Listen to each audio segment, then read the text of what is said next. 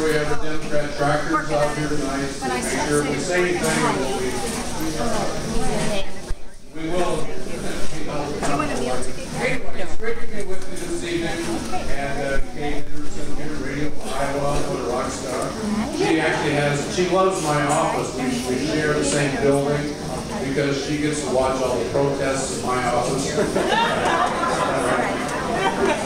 Anyway, and I see Simon is here tonight. I love Simon. He's great.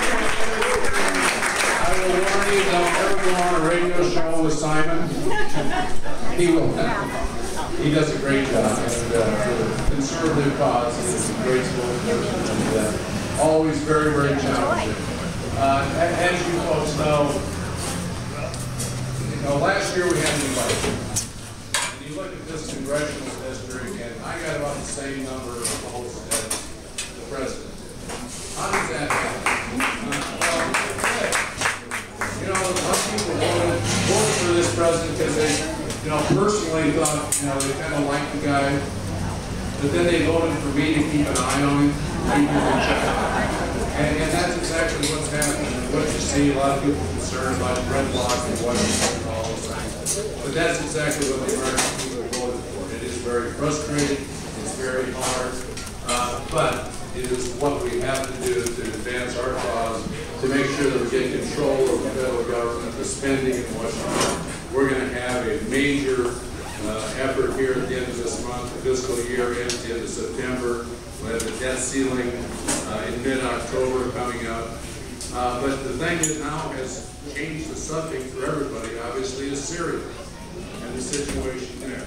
And I think what we're seeing with this president, and unfortunately, lack of any kind of foreign policy, any real leadership in the world today, it is very unfortunate. We cannot garner an international coalition to help us. He wants to do this on our own. And I don't know if anybody here, I'm still waiting for the first person to support action in Syria. I've been doing town hall meetings all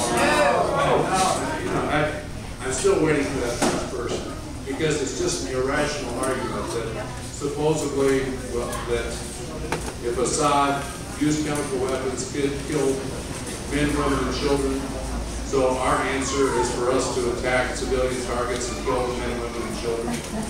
With what result? I don't know. He can't give an answer to that question of what the result is.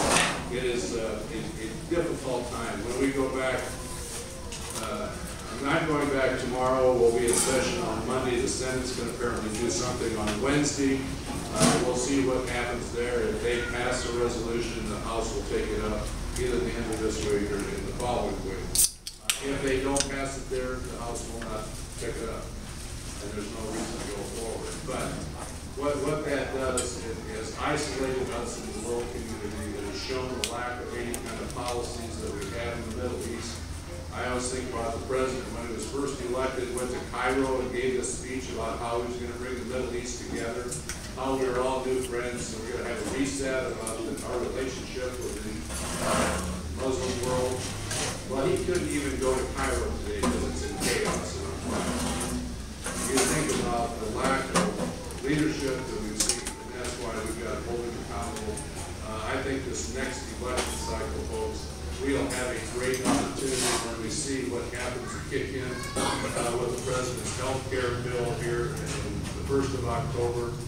I think it's fascinating also to see that, someone who is supposedly for the middle class now is saying that, well, corporations don't have to comply with the law. They get an extra year. Individuals in the middle class, they have to sign up for the health care bill.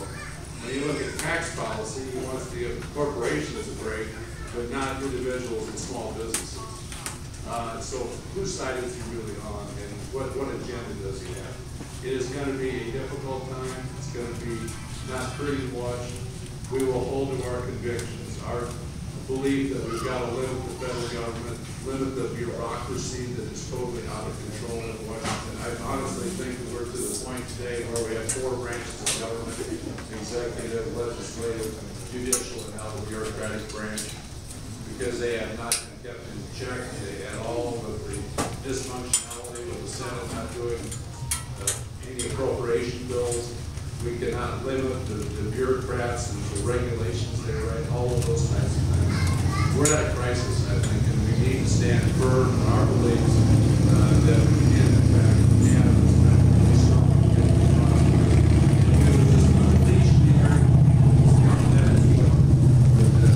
would bring us economic prosperity and national security goals. Anyway, God bless you for everything that you do to help and support our causes. I could not be standing here today if it wasn't for so many of you, all of your help and support.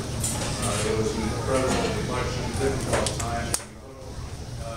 We had 83% new people for me in this country running against a city Democrat incumbent, Mr. Boswell, who's now retired out of Davis County because of you folks. But